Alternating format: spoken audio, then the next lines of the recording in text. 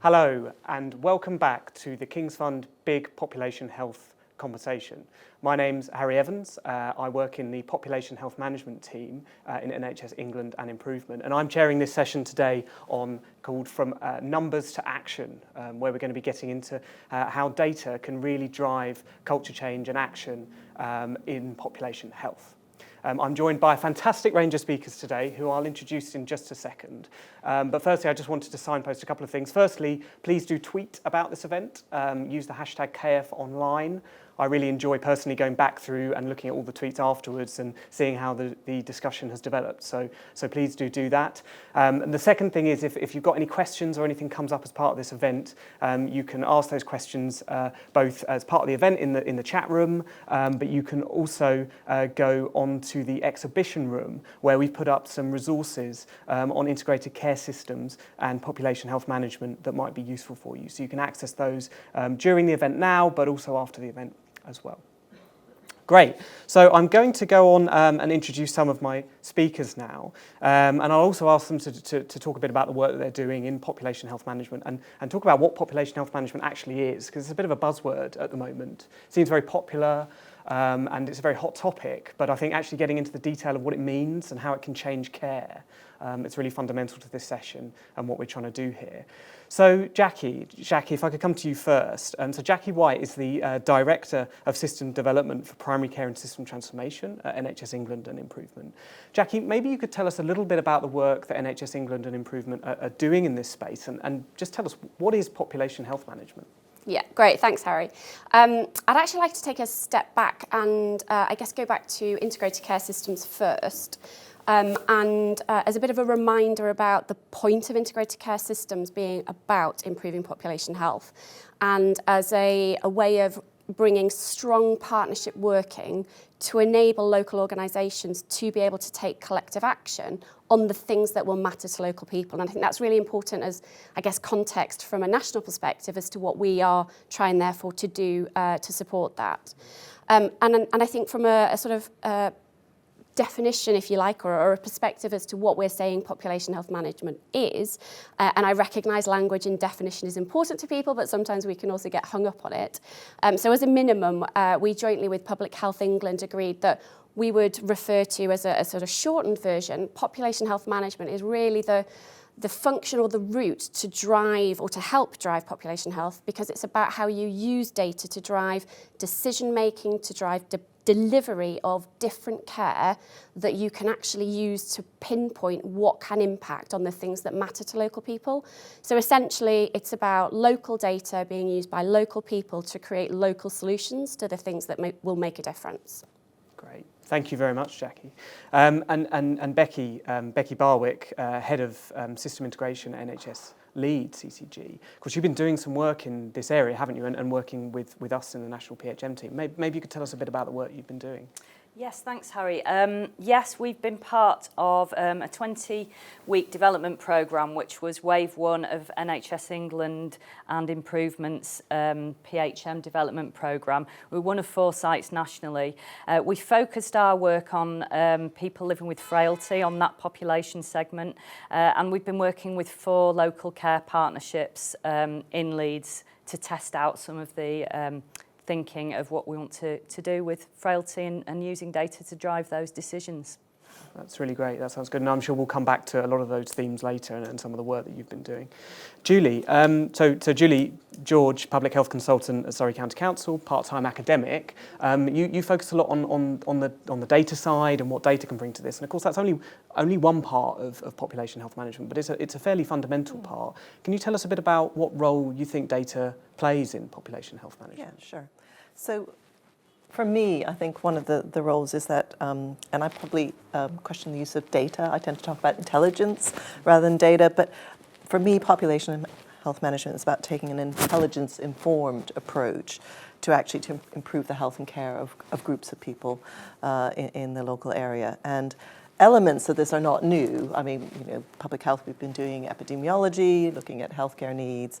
GPs have been doing audits, looking at their so on, and hospitals have been doing quality improvement programs. So this kind of data-informed approach is not new, but I think what's different about population health management are two things. One is the growing use of linked data, so that you're actually looking at the whole sector. So rather individual organizations looking at their data, you have people trying to look across whole systems to look at a kind of whole picture, whether that's linked at individual level or just sort of trying to look at a broader picture. And I think it's also looking at this data with a prevention lens, so trying to say, what can we take away from that to actually try and improve people's health, reduce their need to attend hospital, bring services into the wider community. So I think it's a combination of those two things. And what analysts bring to that are a number of things, but it's partly about being data interpreters. So obviously they bring analytic skills, but a lot of it is being part of that cultural change, I think, that helps people to think in this way and helping explain what the data is telling us, where we should be acting. Yeah. Brilliant. Thank you very much, Julie. And Hannah Davies, you're Chief Executive at Healthwatch Leeds. So maybe you can tell us a little bit about the involvement of public, citizens, and also local health watches as well within population health management. How can we do that most effectively? Yeah, I mean, I think, obviously this session is about data, but a key part of population health management, it's the combination of data and people-centred outcomes, isn't it? That's the bit that's really going to make the data enables us to find the right person or people or groups of people to work differently in a different sort of integrated collaborative way. But the really important bit is understanding what the outcomes are that people need to enable them to live a good life. And that's where the transformation will happen in terms of working together as systems to deliver potentially different interventions to meet people's lives. So people are a fundamental part of this. It isn't just a data sort of exercise. It's absolutely essential that people are at the centre of it. And just from a Leeds perspective, before we actually even embarked on the population health management programme, there was already a large piece of work involved in working with people with frailty, which is a term that isn't comfortable to some people, a medical term, but working with those people to say, actually, what's important to you? What does a good life need to you? Bringing together the social and the medical. So that piece of work had happened in Leeds already. And then throughout the population health management process, starting with the data and then drilling really down into what does it mean for that individual? How do we support that person to have a good life? So people are absolutely at the centre of good population health management. Yeah, that's really great, and I think that's fundamental. There are lots of key themes, I think, that all of you have touched on already that we can come back to. I'd also emphasise that, of course, you can ask your own questions, which I'll be coming on to soon, just in the little box at the side of your screen, so please do that, and we'll try and get to those questions relatively soon. I wonder if I could just pick up, maybe coming back to you, Becky, on some of the work that you've been doing, because I know it's a lot of work that's been going on in Leeds, and you mentioned your local care partnerships, which are sort of similar to primary care networks. They're not exactly the same as primary care networks, are they? But they're similar. How have they been a kind of a change engine, if you like, for population health management? How has that worked? So in Leeds we've been working on developing local care partnerships for around 3 or 4 years now, and so when the primary care network thinking was introduced earlier this year, we're really excited. Obviously PCNs is bringing in the structural elements through general practice, but we see the ultimate local care partnership as being much wider than just general practices working together. So we're included in local care partnerships, we're including health services around GP practice, but also voluntary sector, adult social care. We've got housing representatives in there. We've got elected members of part of local care partnerships. So in terms of how that's helped us test out population health management in Leeds, it's been a real partnership approach. You can't look at population health just by looking at health services. So having those wider partnerships around the table has meant that the areas have been able to really go to the edges of what might be possible in terms of wider determinants of health. So it's been a really important foundation for us. Yeah, And collaboration is absolutely key on this, isn't it? And it is, population health management is a way of opening up those relationships with other partners and other sectors. Jackie, are we seeing that nationally? I mean, what's happening nationally on this on using population health management as a way of opening up collaboration? I guess. So nationally, it's really getting into conversations with other key national partners, but also supporting local systems like the work that Becky's doing in Leeds, to partly get the NHS geared up for being able to think about more than just the NHS. We know there's huge pressures, huge demand, and we have to sort that out. But equally, we can't take our eye off the ball in terms of what we need to be thinking about if only 20% of anybody's outcomes are ever going to be related to actual NHS services. So for instance, nationally, we're working with partners, as I said, Public Health England, but also ADAS, LGA, etc., housing and voluntary sector associations, to really start to draw together as national bodies. What can we be doing together to enable this, to be engaging with people on this, and to understand what locally people would find most helpful, but equally to give people permission's not the right word, but I guess give people the ability to feel like they can have these conversations that are broader than potentially their own individual role or own individual service, because we understand that the wider impact is going to have so much more benefit overall. Yeah, great. And I think a key part of that relationship is obviously with public health, Julie. How do you think NHS organisations can best work with public health and local authorities to enable population health management? What needs to be in place? Well, that's a $64,000 question, I think. I think it is part of that partnership working, so that you actually have close relationships. I mean, one of the things we're trying to do in Surrey is actually have a shared analytic network, which we happen to call SODA, the Surrey Office of Data Analytics. But the idea behind it is actually to get people from different parts of the NHS to work with public health, children's services, adult social care, districts and boroughs, to actually think about how we can join up some of our analytic capacity and capability as well as some of our data. I mean, the focus at the moment is actually trying to do things jointly, even though we don't have linked data. So I think it's much broader than public health. I think one of the things that public health does bring to this debate is the public health profession, in terms of our training and background around how to use the data to develop intelligence robustly, and kind of where it's appropriate to use different techniques, and where you need to go to research, and where local data is enough, etc. So I think it's partly about providing some guidance about some of the appropriate techniques, but the partnership is very broad, and I wouldn't just say it's public health and the NHS. And I think we kind of don't want to focus and linger too much on the data in this session, because it is about the cultural and clinical change that we see as a result of the data. But I think, it'd be interesting to think about the importance of linked data within all of this. And I don't know what your thoughts are on that, Julie. Yeah, well, for me, I think one of the most exciting things is actually being able to link data at person level, so that you have a sort of longitudinal care record, as it's called, and so you can actually see what happens to people over time and across organizations, because there are many sorts of analyses and kind of intelligence that you can generate that you just cannot do unless you have that kind of data. It enables you to find out what happens to people with certain kinds of conditions, people with learning disability, what are their outcomes like. Helps you find cases, so actually are all the people with serious mental illness that we see in our hospitals actually on the GP registers and having their physical needs looked after. Some of that really quite basic stuff, but which will make quite a profound difference to the health of some of the, if you like, the more deprived bits of our population. So it does help start to address some of the health inequalities as well, I think. Yeah, that's spot on, and I think we should come back to some of those issues around health inequalities as well. Jackie, did you want to come in on that? I totally agree with everything that's just been said.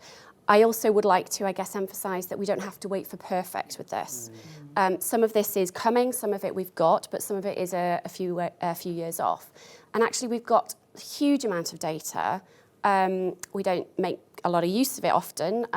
So I think it's about understanding what are the nuggets of real intelligence, as you say, Julie, that we can use, but also how can we map some of the other data that may not already be able to be linked. So for instance, the assisted wheelie bin data that Langston South Chorley have used in terms of postcodes and being able to map what does that tell them about vulnerability in their communities that they didn't already have from some of the NHS and social care link data. The A&E work that Berkshire West did, that actually they found out was about public transport driving high attendance, not necessarily the needs of the local community. So I think it's absolutely fundamental that we have linked data. We can get on with a lot already with what we've got. Did you want to Well, I was just going to say, I mean, that's the approach we've taken to Surrey. So we're using the best available data that we have at the moment. So we've been doing hackathons where we've been actually trying to pull in aggregate data sets from lots of different places and look at it in the round to try and answer questions. And it's already thrown up a number of things that we hadn't anticipated just by asking the questions, really, and trying to look more broadly. Yeah. Becky? Yeah, and I think building on that, what we found is actually when we were participating in the 20-week development programme, we thought that the data would be a much bigger deal than it actually ended up being. It was a big deal, but what it did was start conversations off between partners in local areas that might not have had those conversations before.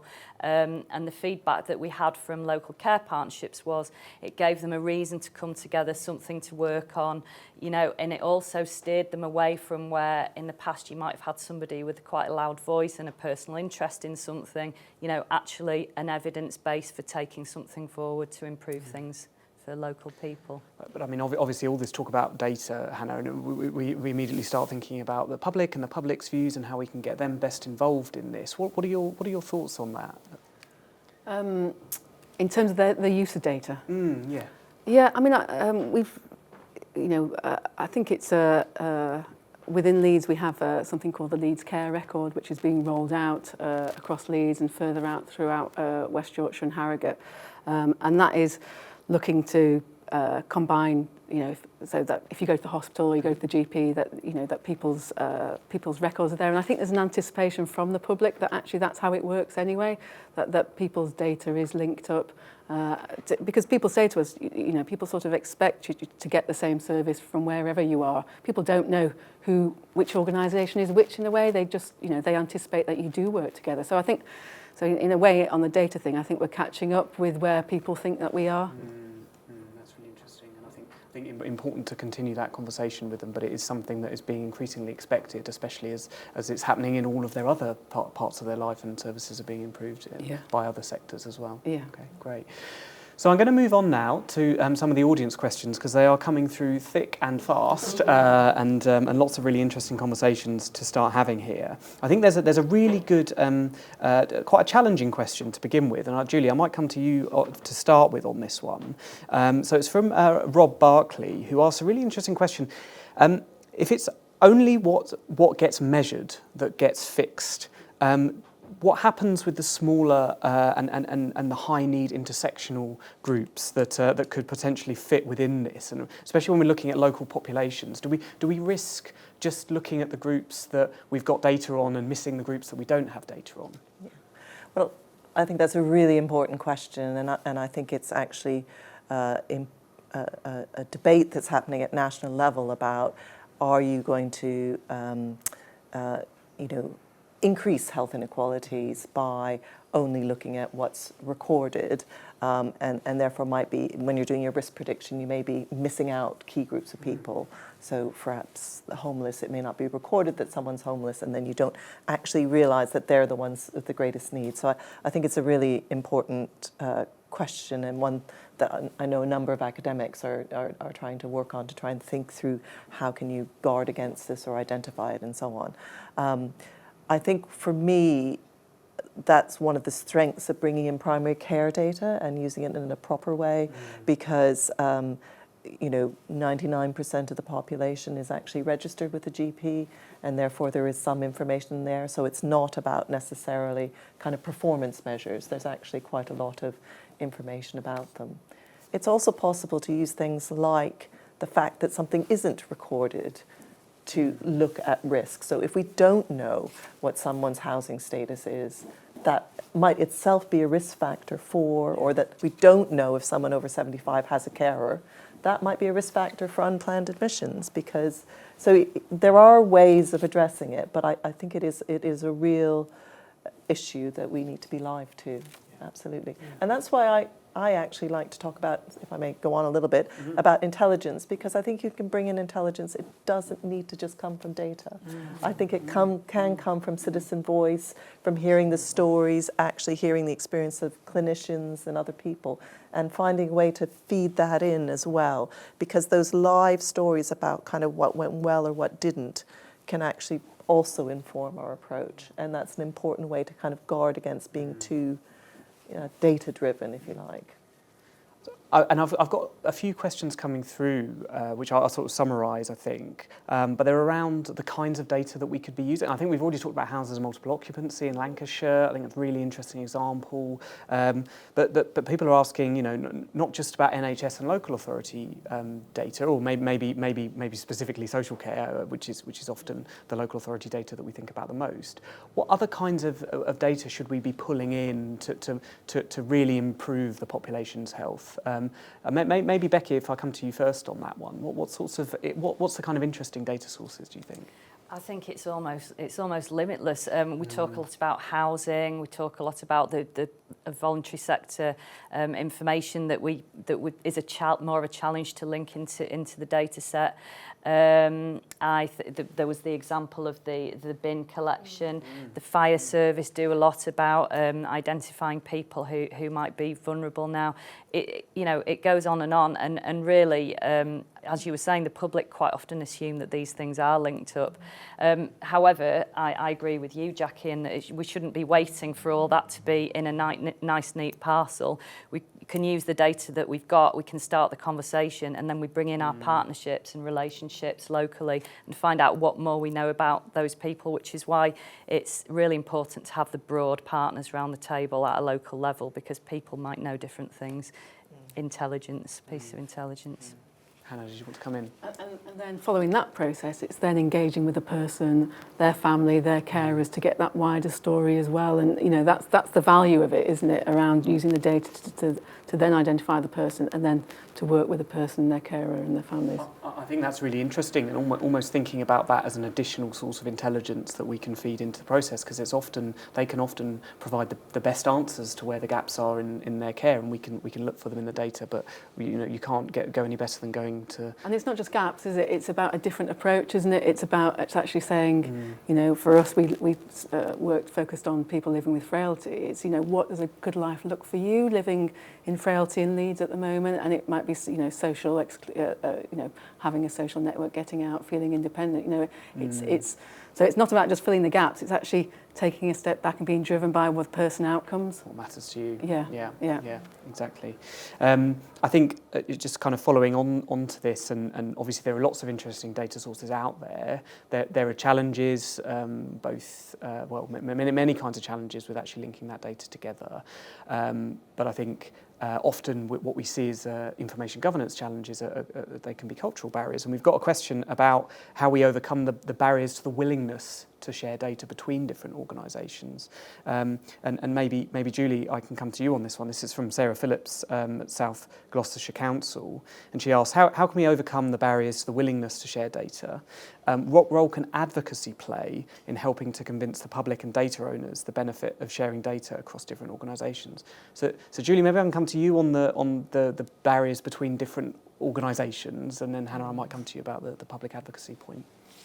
Well, I think some of the barriers start to fall away when you adopt a partnership approach and actually try and identify the kinds of questions you as a system actually want answers to.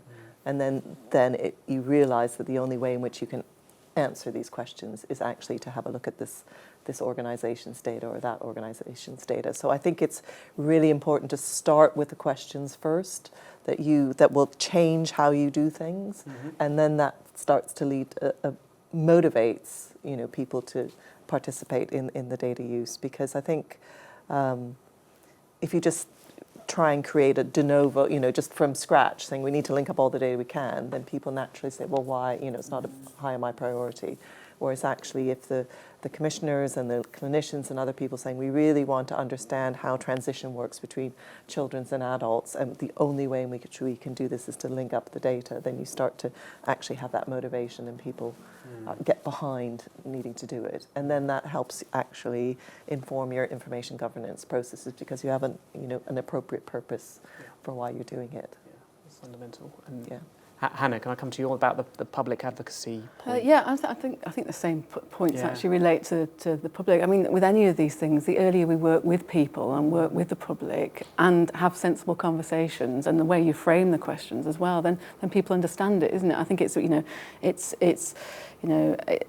obviously there can be worries about sharing data and is your data going to be used in an appropriate way and all those sorts of things. But if people are engaged as early as possible in the journey and in the process, then people can go with you. And I would say that relates to a lot of what we're doing around all the transformational work, is that people absolutely need to be at the centre of it. We need to be taking people with us. And even the language around population health management, I still go, what does it mean again? Oh, I'm not sure. And I mean, it would be a Health Watch thing that we say, but just the jargon, and I don't think it's just about the public and people. I think it's about everybody that works in health and care, and what does it actually mean? So I think there is a big thing about sort of taking people with us, but also using language that sort of is understandable as well. Yeah, I think that's really fundamental. And I think that there's a couple of questions here about, I suppose, some of the other challenges with doing population health management. And I think this is obviously resources are scarce. We're always dealing with resources in a scarce environment. And I think there are a couple of questions here, which is I guess trying to ask the question about how we free up the headspace in the area that we're in, how we free up the resource to actually make time for what is essentially improvement and improving the population's health. Becky, I wonder if I come to you first on that question. I guess there's a specific one here about how NHS England can support clinical commissioning groups do this kind of stuff. But I guess it's probably a more general question about also how CCGs can then find the time and the space and the headroom to actually focus on this kind of thing. Yeah, I mean, I wouldn't claim that we've solved that. I'd be surprised if anyone has. It is a massive challenge. We were lucky to we had some transformation resources to support the development programme that we've been on, and that helped to pay for backfill in some instances. And we do have some transformation money available in Leeds to support us going on. That won't last forever. I think, again, similar to the previous points, it's about creating that shared purpose across a whole place with partners, so that people can see that you're aiming for something that's going to result in something better, and so then people are more willing to give that discretionary effort. But you have to keep a constant eye on it, because as soon as you kind of take your eye off the ball with it, people become disengaged. They sort of say, well, I've given up all this time and nothing's changed. So a lot of it comes down to the sort of staff engagement, constant messages, and then really proving that something has changed at the end, for the better. We were at something yesterday, our clinical lead was saying that with the discretionary effort, you're doing it because actually you think that in the end, you're going to be able to offer a much better service to people. So we have to make sure we follow that through. Yeah. But we haven't solved that. It's tough. It's really tough. Jackie, do you want to come in on that as well? Yeah, so I guess in two parts, what can we do to support? Definitely. I'll come to that in a second. But I guess there's also going back to the collective purpose. If we are much clearer, because we've got better intelligence about the things that will make a better impact, we can also stop doing stuff. And I think we're not great, certainly in the NHS, at stopping doing stuff. We just add more to busy workloads. And there's all sorts of examples. So, for instance, in one of the CCGs, their analysts who came together across the patch were talking about the number of hours they were spending on developing reports for meetings, which actually in the end didn't turn out to be used properly. So I think they created 20% capacity for those teams by just saying, well, we'll stop doing them. And we have examples of where local teams in neighbourhoods have come together to look at stopping doing the multiple assessments. And we know all of this stuff happens. But I guess what the data can do and the intelligence, sorry Julie, the intelligence can do, can help us be really focused on where the targeted effort should be, and therefore how we can make best use of we have got constraints on capacity and resources, but if we are all working as partners, we can then take that burden together and make sure that we're doing the most important and impactful things and utilising the skills we've got better, because we've got some amazingly talented workforce who aren't necessarily being utilised for the skills they can bring to this. So again, if we stop doing some of the stuff that doesn't add value, we can free up the right capacity to do the stuff that does. And from an NHS England and an improvement perspective, we're looking at how we can support that in a number of ways, both through supporting more systems to enable to have the support from the development programme offer. We've got the PHM Academy that's just been launched, which is an effort to share all of the collective resources that we now have on how others are starting to tackle this, but also the collective questions people are still having to try and answer, so we can use a bit of all the brain power that we've got with this. And we're also continuing to look at the national barriers that we can try and help fix, like how do we make the IG question a bit easier? How do we work with NHSX on some of the data sharing side of things? So I guess a mixture of things, but equally we'd like to hear from people what else would help.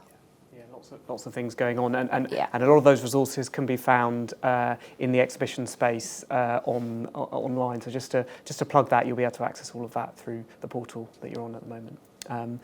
But Julie, I mean, we're resource scarce in the NHS, but obviously local authorities even more so. And I wonder if you've got any thoughts on, similarly coming from that kind of an organisation, a local authority, how is it that local authorities can free up time and space? Is it similar to what Jackie's talking about? How might it be different?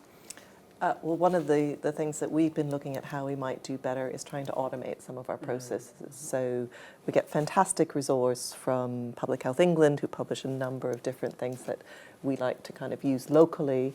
And we're looking at, can we, rather than having a highly trained analyst sort of lift and shift, which happens in a lot of public health teams, how can we start to then actually automate some of that process? So when the latest tobacco control profile is published, it gets sucked in and pushed out without actually a lot of intervention.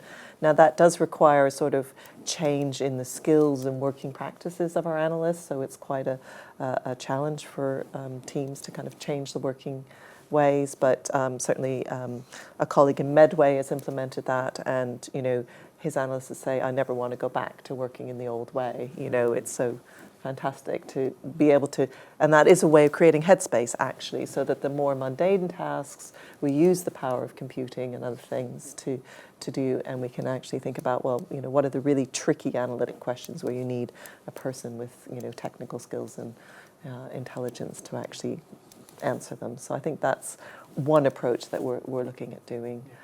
I think another is that we're actually trying to help people become better informed consumers of intelligence. So to spending a certain amount of time training people to understand resources that are already out there. So those are probably the two things I would mention. Yeah, that's really good. And I think, so we've got a few questions coming in to sort of to continue the theme of collaboration and development. We've got a few questions coming in about the voluntary sector. Hannah, I might come to you on this.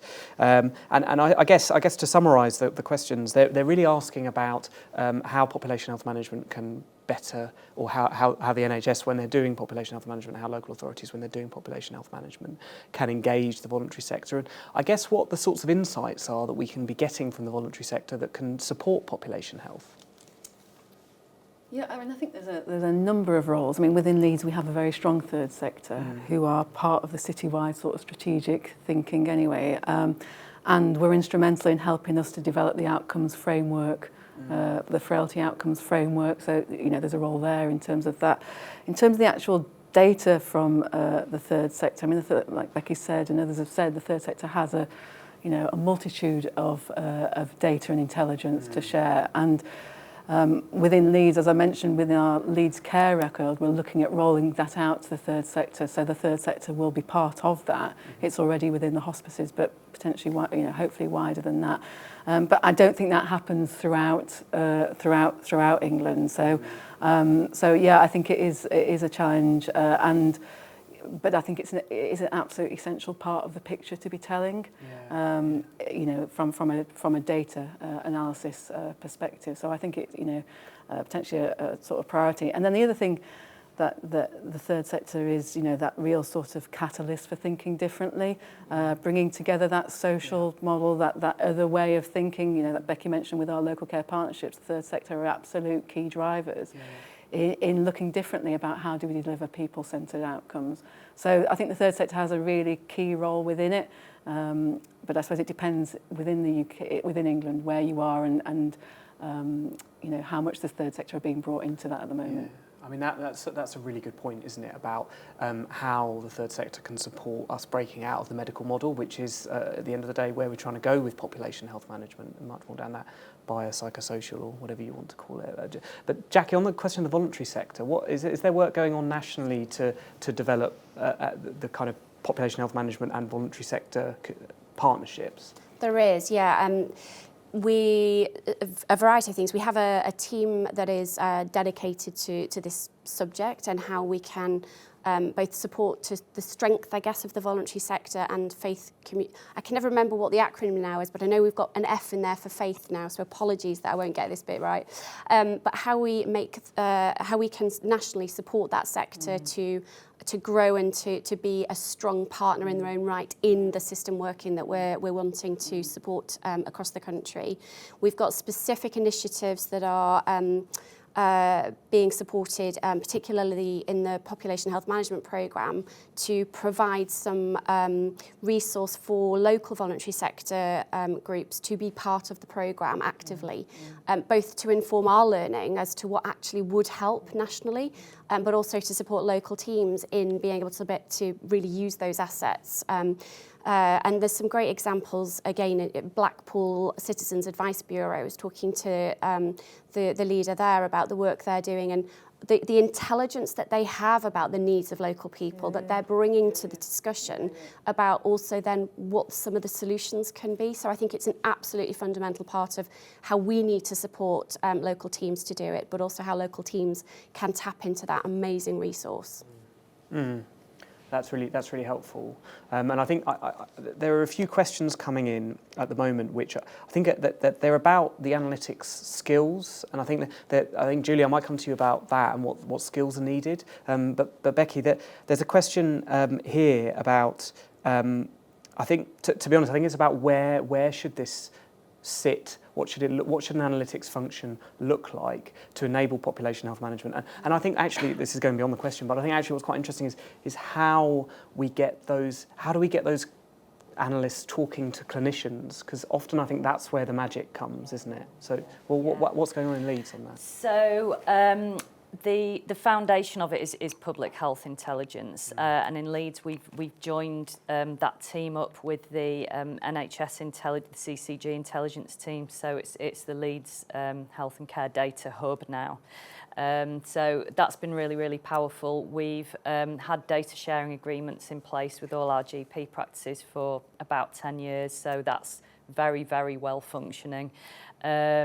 The skill set is quite technical, I'd say. It's quite specialist. I think there'd be value, and I know that the analysts around the country who are starting to develop these skills are starting to come together. They've got quite a network building up, and I think that'll be really important. We're going to need more of them, though. We've got 3 people, I think, in Leeds who really kind of know this stuff inside out, and they've had to sort of learn it from each other and kind of build it up.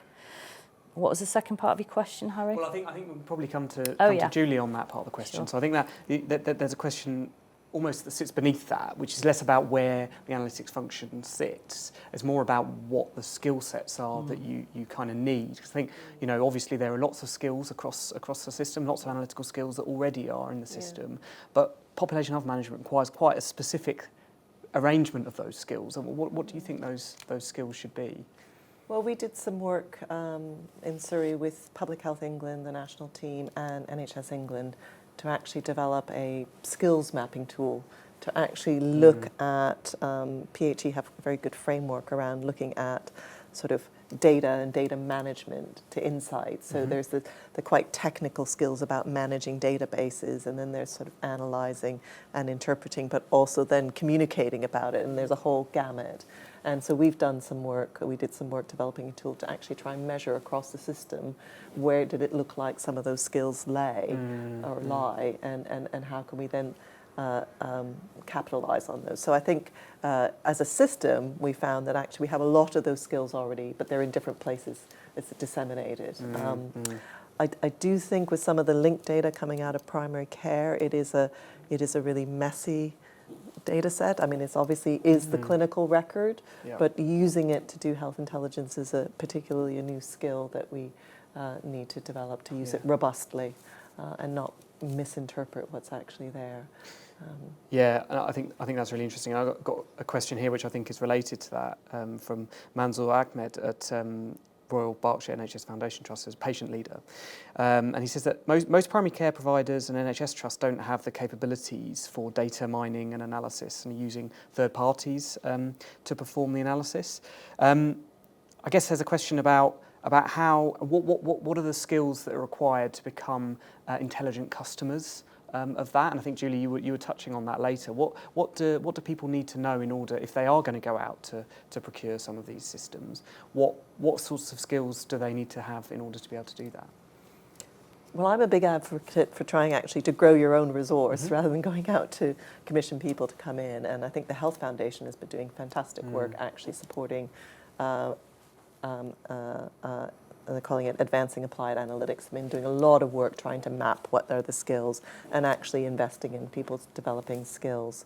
But I think it really does come back to actually asking what are the questions you're really trying to answer, because unless you're, there are thousands of techniques you can apply in different companies that can apply them, but unless you're very clear what it is you're trying to answer, then, you're not going to commission something or develop something that's actually useful.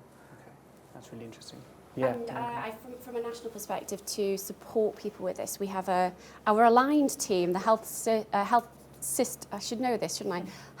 System Support Framework, which is an accredited framework that has gone through a lot of detailed evaluation as to suppliers who can help answer specific questions. Totally agree with your point, though. Our team also does a lot of work with systems to really get under the skin of what's the actual problem that you're trying to solve, rather than go straight into we want to procure this. And I think that I totally also agree we should be growing our own, and that is definitely what we are trying to support systems to do as well. But there is a lack of both capacity and some capability in terms of some of the techniques at the moment. So I think there is a role for getting external expertise in, but alongside that, training local teams to leave them with the skills. So we're not becoming dependent on external suppliers where we do need to use them. We are absolutely transferring that expertise to in-house. Great. Yeah, I think that's really important.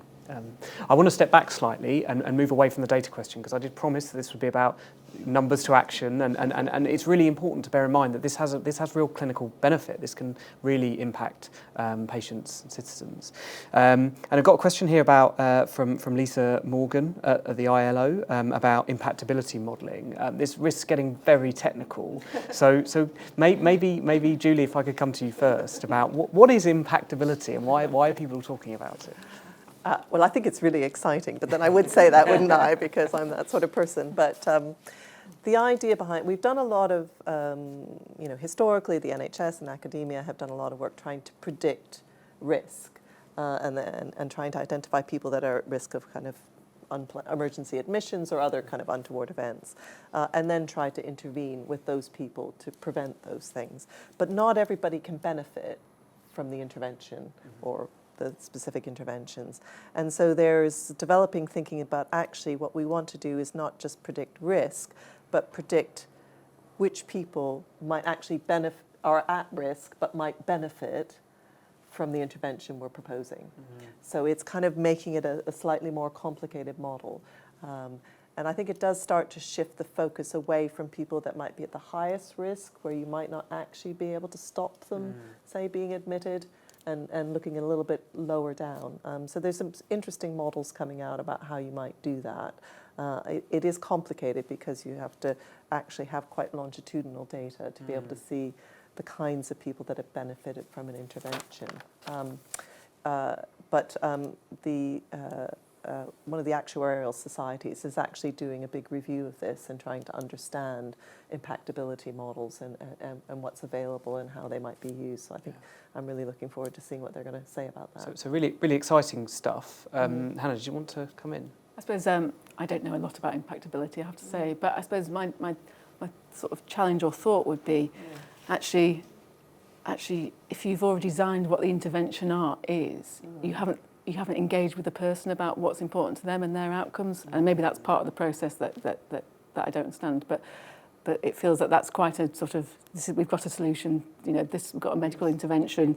These are the people. Whereas from a Leeds perspective, we've taken a much more sort of person-centred, a whole person outcome sort of perspective, and maybe that's Well, one particular model that's been developed in the US in a sort of population health management type setting, actually the main intervention that they were looking at was around sort of social prescribing. Right. So the actual thing that people got, it was more having a link worker that was helping them sort out what might help. Right.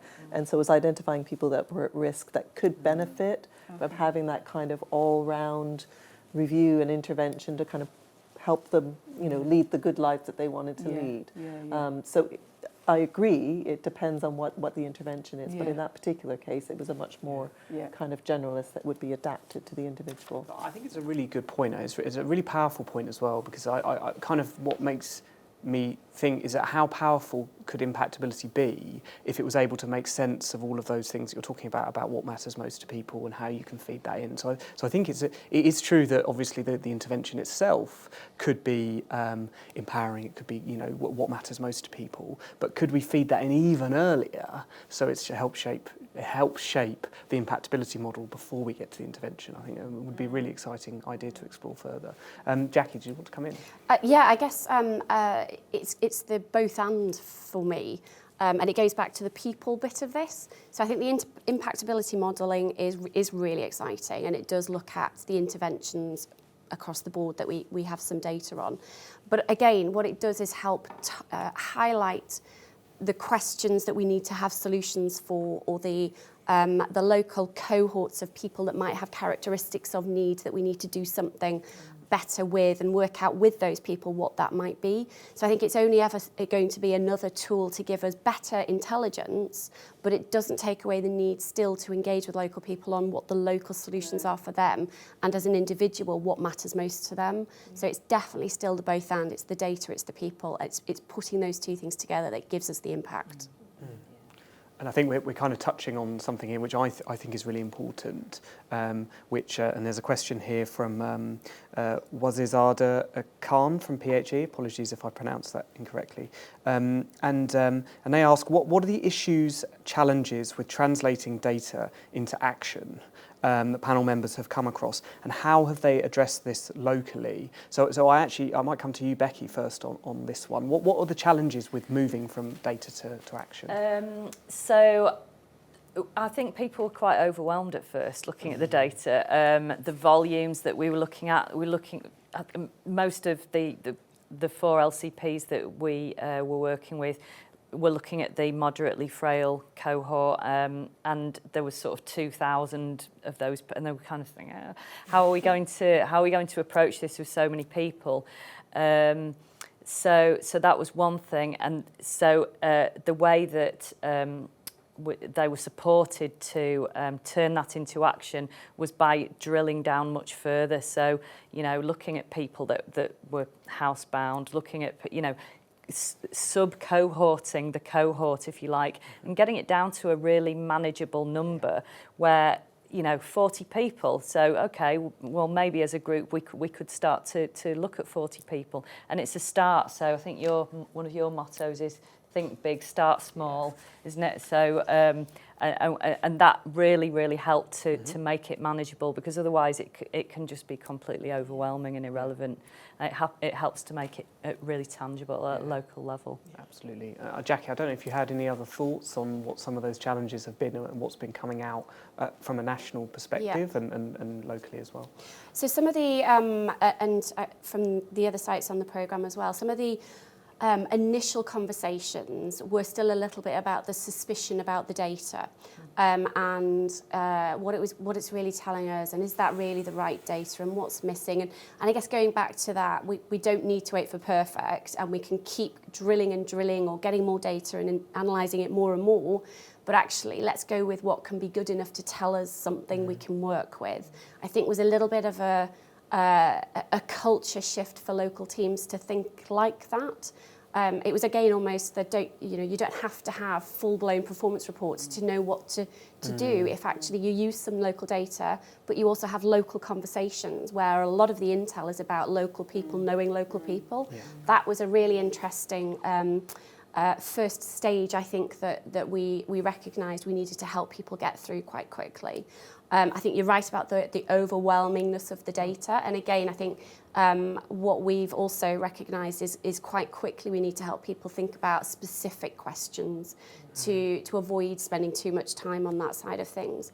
And as you said, it is about think big and start small, but also then build on the small. So this is about how you then aggregate back out to be able to build from 40 to 200 to 2,000 rapidly, because you've started the tests of change to see what works, what doesn't, and then accelerate out.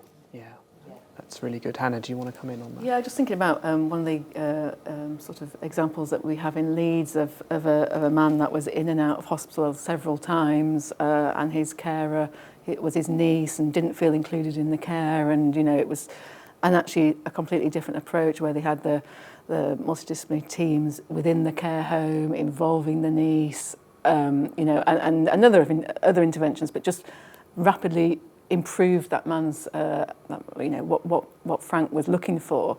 But I suppose it's understanding. There's some general lessons there, aren't there? That actually, if you work with carers, you get a different, you get different outcomes. Or if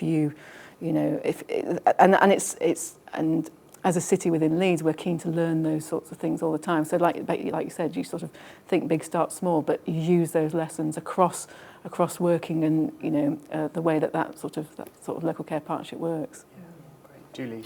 I was just going to say, I think the human scale and the kind of people imagining something that they could actually do feasibly within their limited time is really important. We had an instance where we were looking at some of the intelligence we were developing for PCNs, and they wanted to look at emergency admissions from care homes. And we looked at those, but actually when we got the analysts sitting down with the GP said, yeah, well actually, the kind of thing I could do in this space is actually, say, go in and actually work with my local care home to teach them about catheter care or, make sure everybody's immunised. So I don't want to know about any emergency admission. I actually want to know which are the care homes that actually have a high admission rate for, urinary tract infections. And so that kind of what is the kind of intervention that we can conceptualise having the capacity to do, and then using, having a discussion back and forth between that and the data, actually, I think is one way to move to action.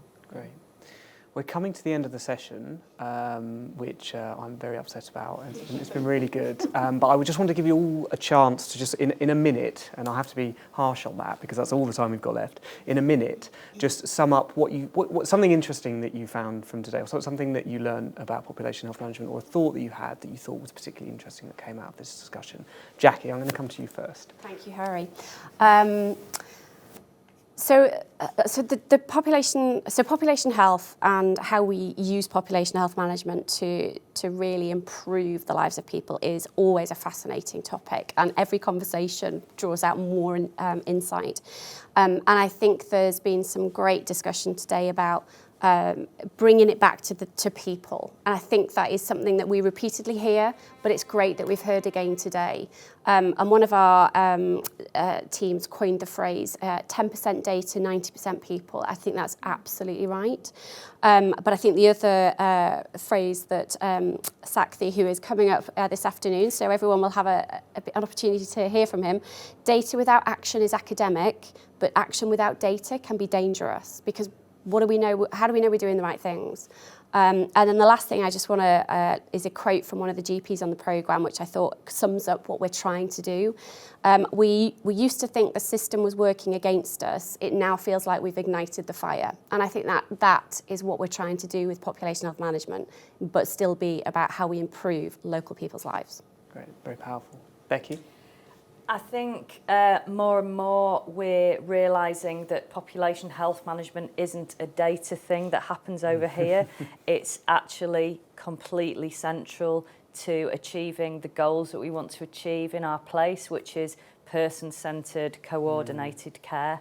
And by placing population health management at the centre of what we're doing, at the way we work, we can really drive system change towards those goals in partnership right across our place. Great.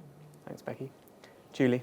I guess partly reflection on things I've heard today. It reminds me how much that it's possible to crowdsource, kind of approaches to these things. So I've taken away 3 or 4 ideas. I'm thinking, right, I'm going to take that right back and think about how that might influence what we do locally, particularly in Guildford and Waverley. But I guess the thing that I always come back to, and I've probably been a bit of a bore on it, is actually, thinking about what are the questions we're trying to answer. And once we, and the real test for me is what will we do differently once we have the answer to that question. Yeah. And that's something that is a bit of a mantra. People are getting a little bit, that actually we need to think about how we're going to change what we do once we know the answer to the question. Yeah. And that really makes a difference to kind of the intelligence that you look at. Thanks, Julie. Hannah? Yeah, everything that everybody else said. No. I suppose I thought I'd come and be the only person talking about sort of this is about data, sort of data and people outcomes, and actually the conversation from everybody has been around that, and I think that's brilliant, and what we would want population health management to be. Yeah.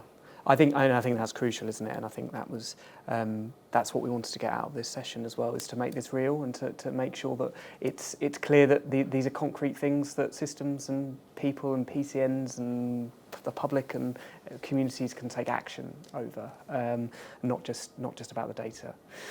So thank you everybody for tuning in. Sorry for the people that we didn't get to answer the questions of. There were lots of you. There were so many good questions that were being asked. We're going to take those away and make sure that we're able to come up with good responses to those kinds of things. Please do go to the resources that we've put up on the website, so you can have a look at that.